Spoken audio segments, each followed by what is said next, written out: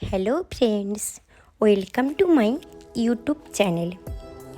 তো আজকে একটা রেসিপি এনেছি, পোস্ত কাতলা। তো আমি এটা আমার মতো করে রান্না করেছিলাম। তো আপনারা চাইলে অন্য রকম রান্না করতে পারেন।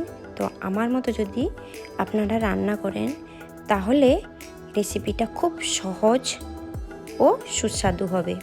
আমি এখানে একটা কাতলা মাছ নিয়েছি। কাতলা মাছটাকে ভালোভাবে কেটে ধুয়ে পরিষ্কার করে নিয়েছি। এরপরে তাতে লবণ ও হলুদ দিয়ে ভালোভাবে মাখিয়ে ম্যারিনেট করে রেখে দেব 10 থেকে 15 মিনিট। তো এরপরে ওভেনে আমি একটা কড়াই বসিয়ে দিয়েছিলাম। তাতে দিয়ে দেব আমি পরিমাণ মতো সর্ষের তেল। তেলটা যখন গরম হয়ে আসবে একে একে কাতলা মাছগুলো আমি ভেজে নেব। দেখুন বন্ধুরা, আমি কাতলা মাছগুলো উলট পালট করে ভেজে নিয়েছি। তো মাছ জড়ে যাওয়ার সম্ভাবনা যদি থাকে তাহলে আপনারা তেলের উপরে অল্প একটু লবণ দিয়ে দিতে পারেন, কিংবা মাছের সঙ্গে আপনারা অল্প একটু কুকিং অয়েল মাখিয়ে দিতে পারেন। তো আমার মাছগুলো ভাজা হয়ে গেছে। একে একে আমি মাছগুলো তুলে নেব। বাকি মাছগুলোও সেমভাবে আমি ভেজে নেব। দেখুন বন্ধুরা, মাছগুলো সব ভাজা হয়ে গেছে।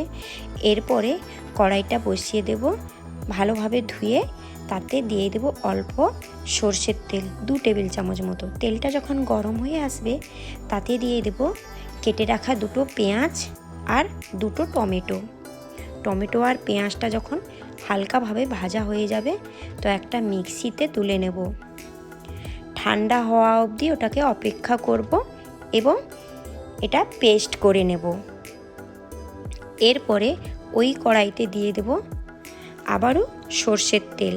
তেলটা দিয়ে আমি এখানে 2টো আলু কেটে রেখেছিলাম, আলুটা ফ্রাই করে নেব। অল্প একটু লবণ দিয়ে ফ্রাই করে নেব।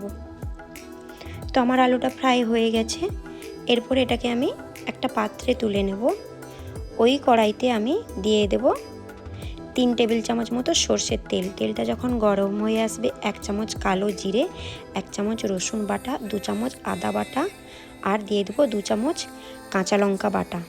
এটাকে অল্প আঁচে খুব ভালোভাবে আমি কিন্তু ভেজে নেব। এরপরে দিয়ে দেব তেজপাতা, লবঙ্গ ও 1 চামচ হলুদ গুঁড়ো, 1 চামচ কাশ্মীরি লঙ্কার গুঁড়ো, দিয়ে দেবো অল্প একটু জলটা দিয়ে মশলাটা ভালোভাবে আমি অল্প আঁচে হালকা করে ভেজে নেব। ভাজা হয়ে এলে এরপরে দিয়ে দেব পেস্ট করে রাখা পেঁয়াজ ও টমেটোটা। এরপর অল্প আঁচে ধীরে ধীরে এটাকে আমি কষিয়ে নেব। তারপরে দিয়ে দেব পরিমাণ মতো লবণ।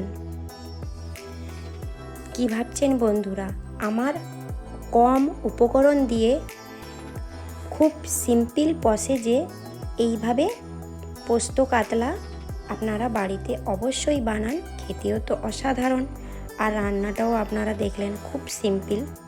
তো আমি দিয়ে দেব ভেজে রাখা আলুটা দেওয়ার পরে আমি দিয়ে দেব পরিমাণ মতো জলটা যখন ঝোলটা যখন ফুটে আসবে তখন দিয়ে দেব ভেজে রাখা একে একে মাছগুলো।